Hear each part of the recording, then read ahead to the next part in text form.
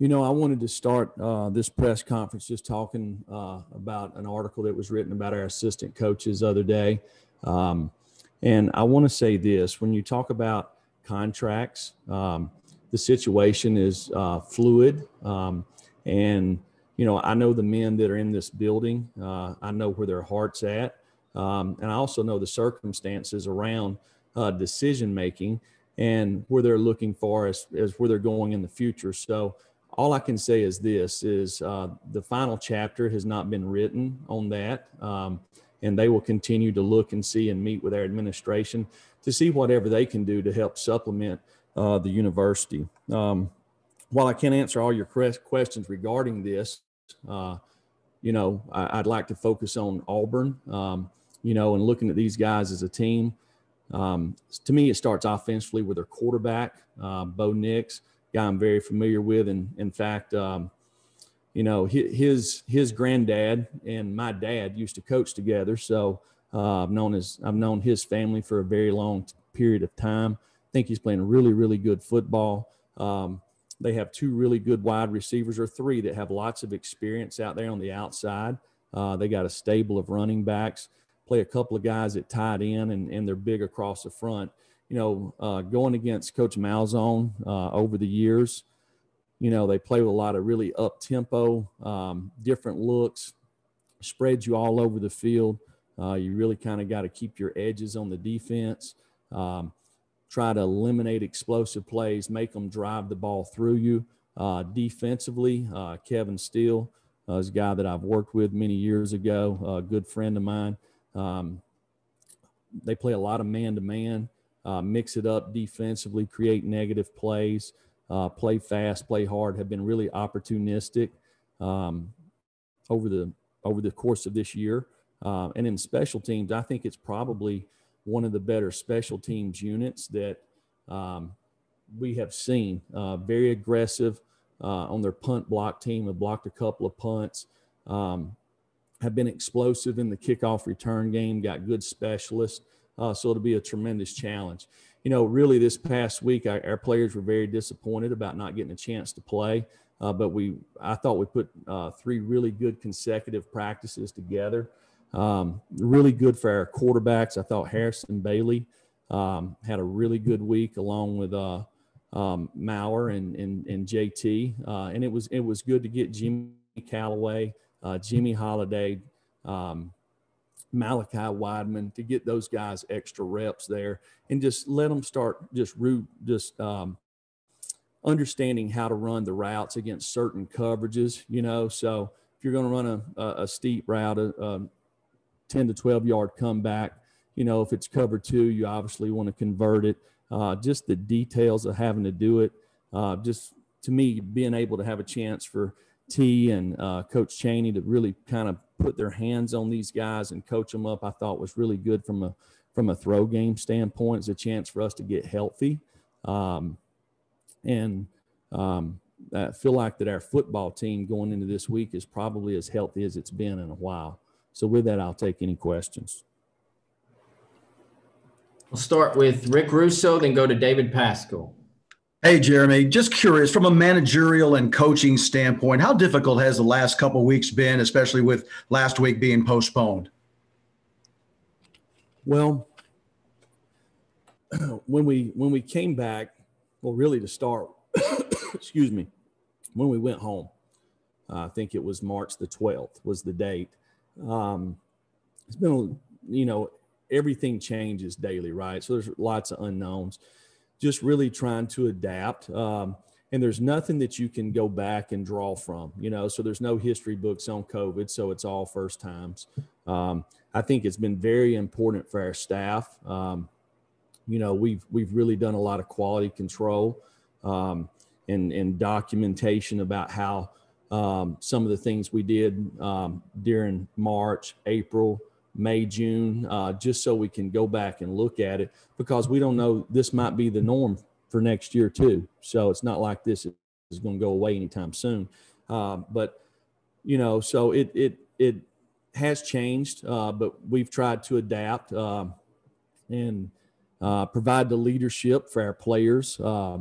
so we can get the most out of them. And I know for those guys, that's the one thing I'm frustrated for a lot of these guys because their circumstances change quite frequently, and it's something out of things that they have no control over. So, but guys have a great attitude. They're working hard, and so they're excited to give a chance to play this week. Jeremy, after the Auburn, Georgia game in early October, Kirby said that was not a Gus Malzahn offense. That was a Chad Morris offense. I didn't know if you've seen differences between what Chad's done compared to what Gus likes to do without giving away trade secrets. Well, to me, they're very – I coached against Chad when he was at Clemson. And so they kind of come from the same family of offensive football. So there is some familiarity there.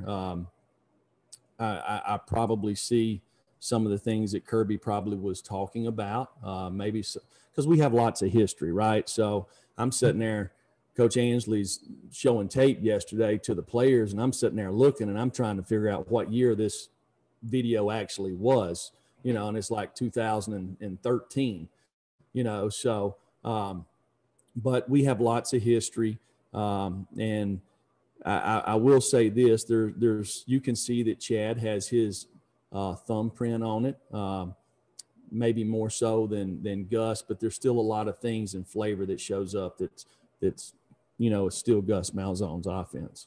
And I wanted to ask you about the game 2 years ago. Obviously, y'all had trouble running the football down there, but the way Jarrett played, and I think y'all converted like 10 third downs, and it seems like a lot of them were third and long. Was that, given the magnitude and beating a top 25 team on the road, is that as good of a performance as Jarrett's had? Well, he played really good that day. You're right. We couldn't run the ball. We couldn't block them up front. They had a very good defensive front. And, I felt like our wide receivers made a lot of plays that day. Our O-line held up in protection enough for us to get the ball out. It was very typical. I think the score might have been 17-0. I might be wrong there, but kind of had a history there playing against Auburn that seems like if you can get through the first couple of drives, they play so fast and just getting accustomed to playing them. I was telling the defensive guys yesterday, if you look, the teams that kind of play Auburn every year have more familiarity with how the offense is run, and teams that don't play them every year seem to struggle. So it's important to understand what Auburn tries to do philosophically on offense. And we've really worked hard yesterday to kind of get that ingrained to our defensive players. Thank you. Teresa Walker, then David. Yeah, Coach, with how the SEC has tried to add an extra day for makeup games at the end of the year, how confident are you that you'll be able to get the full 10 games in this season after what we saw last week? And then this morning, the Ole Miss A&M game has now been postponed. Or do you just take this the rest of the season day by day and hope to finish at this point?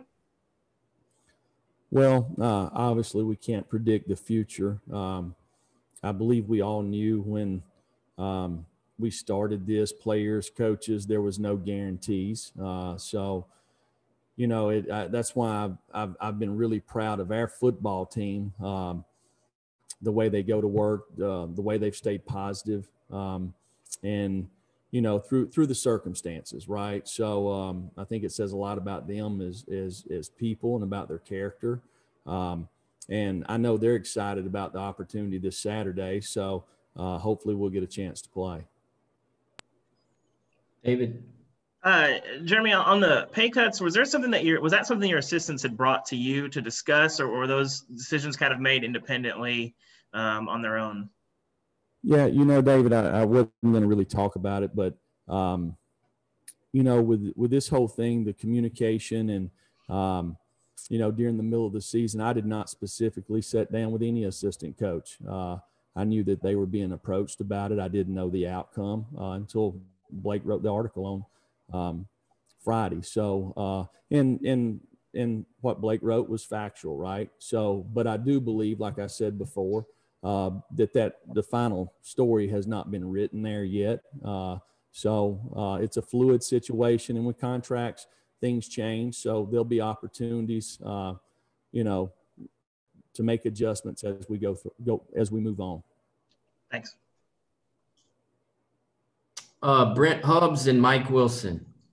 Coach, two things. One, you said your team was as healthy as you've been. I'm assuming that means Jared is back. And two, from a defensive standpoint, as you self-scout and look around the league, scoring is obviously up. Do you think that's because of the lack of a normal preseason, or do you think this is a shift in philosophy in the SEC offensively? What do you think the differences are in this league for scoring?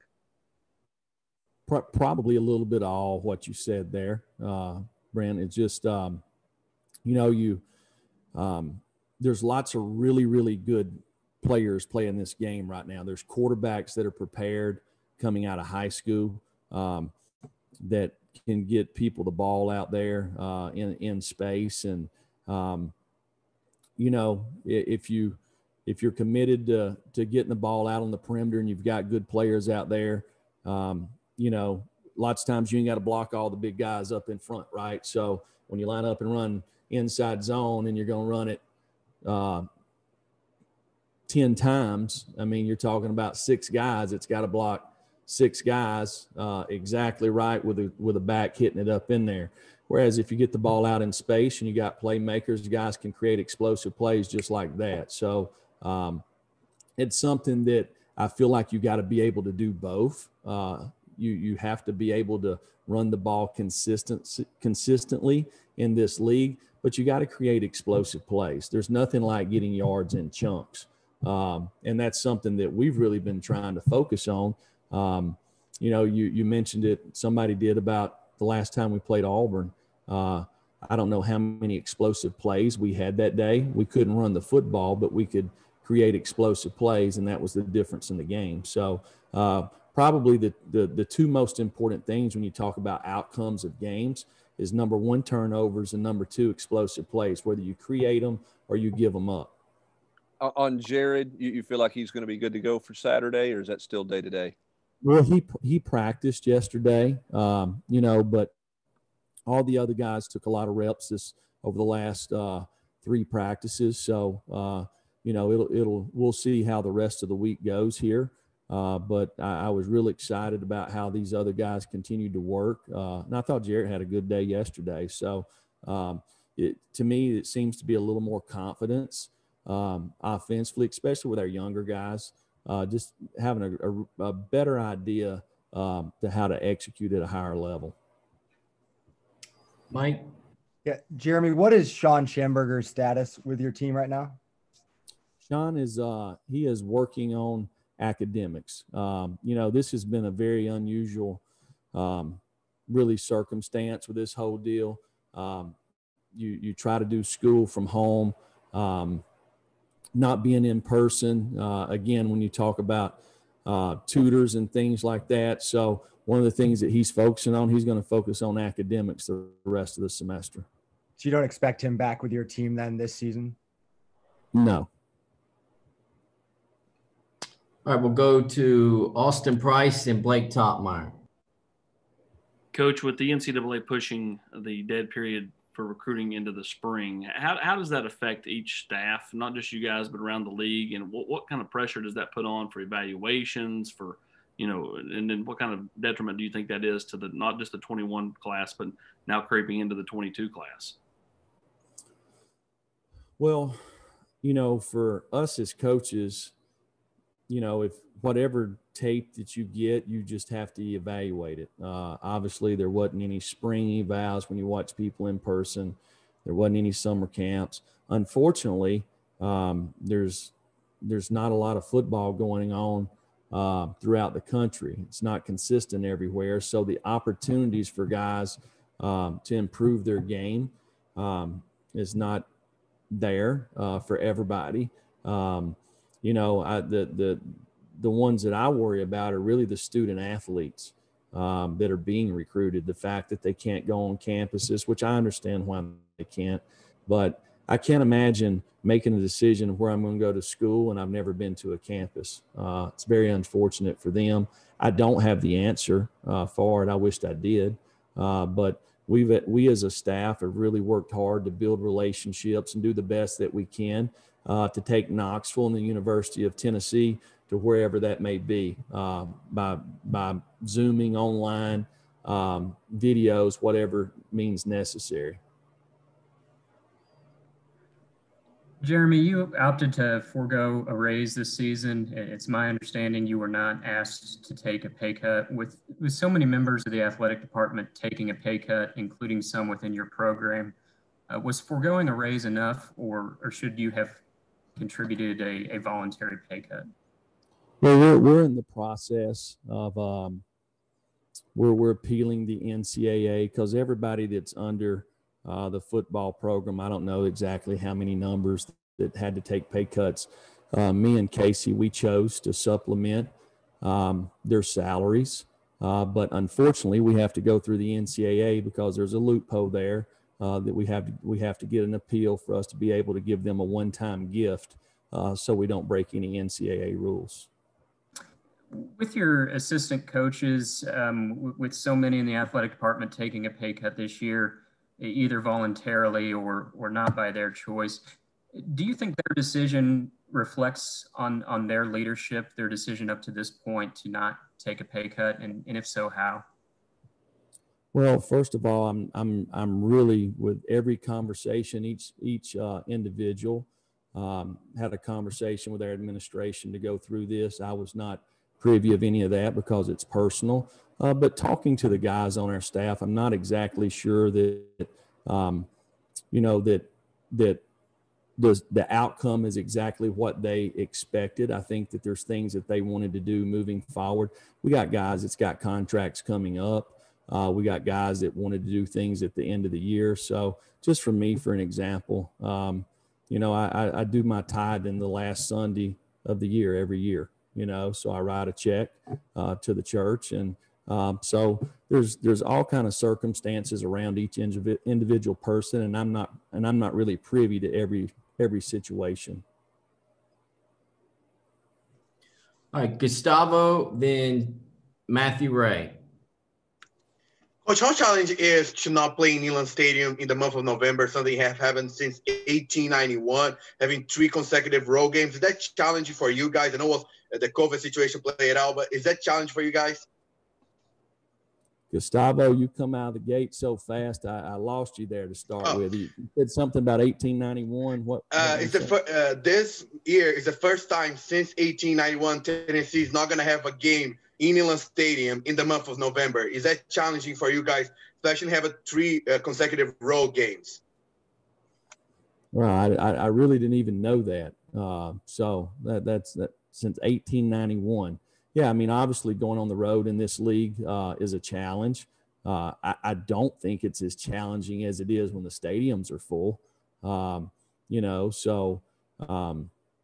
I think having a home game, the familiarity, that not putting in the travel is definitely an advantage. I think it's good for Knoxville. It's good for our fans, and it's good for our team. So, and it's another thing, when we travel, we have to miss school on Fridays. So having a chance to be able to finish and do all your academics on Friday is important too. So we'll be glad when we get back. You said the whole month of November, right, Gustavo? Yes. Texas A&M was the only game scheduled for the month of November. It was postponed, so no games for Tennessee in the month of November at home since 1891. I was just asked because, I imagine you guys, going to have 2 home games, but this month of November is a crunch time for the SEC. Well, you can see my focus has been on Auburn. I hadn't even looked that far ahead. All right, Matthew Ray.